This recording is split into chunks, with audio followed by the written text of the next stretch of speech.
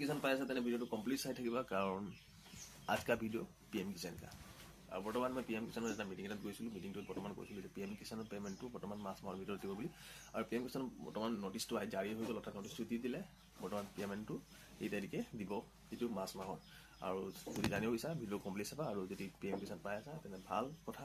যদি বৰ্তমান पीएम কিষান যদি নপোৱা তেনে মই पीएम কিষান পাবলৈ কি কৰিবলৈ কি কৰিব নালাগে সকলো এটা ভিডিও বনাম কমপ্লিট ভিডিও বনাম কাৰণ पीएम किसान पाব হলেতো ফাৰ্ষ্ট কথা ক'ব যাব গ'লে তোমাৰ নামত মাটি থাকিব লাগিব যদি তোমাৰ নাম মাটি আছে তেনে पीएम किसान 100% যদি মাটি নাই তোমাৰ নামত তেনে কি কৰিবলৈ হেতু মই এটা ভিডিও বনাম গম পাইছা বৰ্তমান মই এই ভিডিওটো তোমালোকে চাই লবা এই ভিডিওটো বৰ্তমান पीएम किसाনৰ ডেটটো যিটো দিছে এই ডেটটো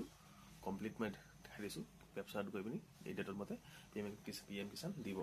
যদি মোৰ ফেসবুকৰ পৰা যদি চাই আছে তেনে লাইক কৰি দিবা কমেন্ট কৰি দিবা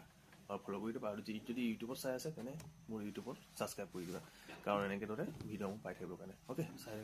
पीएम কিষানৰ ডেটটো চাব হলে প্ৰথমতে নিজৰ মোবাইল ব্ৰাউজাৰত पीएम কিষান টাইপ কৰিবা টাইপ কৰাৰ পিছত যেটো প্ৰথমত লিখা আছে पीएम কিষান সন্মান নিধি বুলি লিখা আছে তাত ক্লিক কৰিবা ক্লিক কৰাৰ পিছত পেজটো ওপেন হৈ যাব পেজটো ওপেন হোৱাৰ পিছত তোমালোকে চাব পাৰিছা যে য'ত লিখা আছে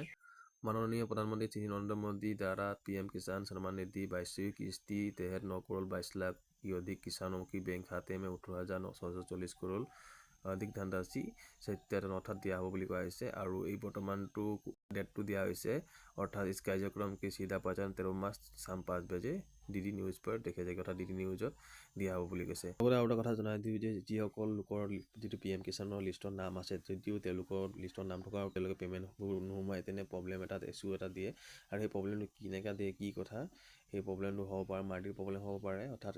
ল্যান্ড সেলিংৰ প্ৰবলেম হ'ব পাৰে কেআইসি প্ৰবলেম হ'ব পাৰে বা বেংক যেটো বেংক একাউণ্টৰ প্ৰবলেম হ'ব হেবোৰ কাৰণত পেমেন্ট কেতিয়াবা নহয় আৰু এই প্ৰবলেমটো সলভ কৰিব হলে প্ৰথমে নিজে জানিব লাগিব যে पीएम কিষানৰ তোমালোকৰ কিটো ভুল হৈ আছে এই ভুলটো যদি জানা তেনে প্ৰবলেমটো নহয় য'ত লিখা আছে নাও ইওৰ ষ্টেটাস বুলি লিখা আছে তাত ক্লিক কৰি লবা ক্লিক কৰাৰ পিছত বৰ্তমান পেজ এটা ওপেন হ'ব য'ত লিখা আছে এন্টাৰ ইওৰ ৰেজিষ্ট্ৰেচন নম্বৰ তাত ৰেজিষ্ট্ৰেচন নম্বৰ যদি মনত আছে তেনে লিখ ভৰাই দিবা যদি মনত নাই তেনে এটা কাম কৰিব পাৰা মই ৰেজিষ্ট্ৰেচন নম্বৰটো কেনেকৈ ল'বলৈ দেখাই দিছো খেতত লিখা আছে চাও পইচা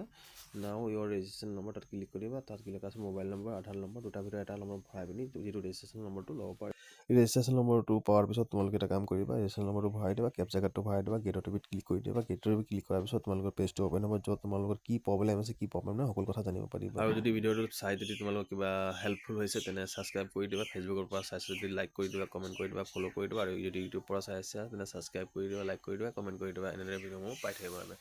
ধন্যবাদ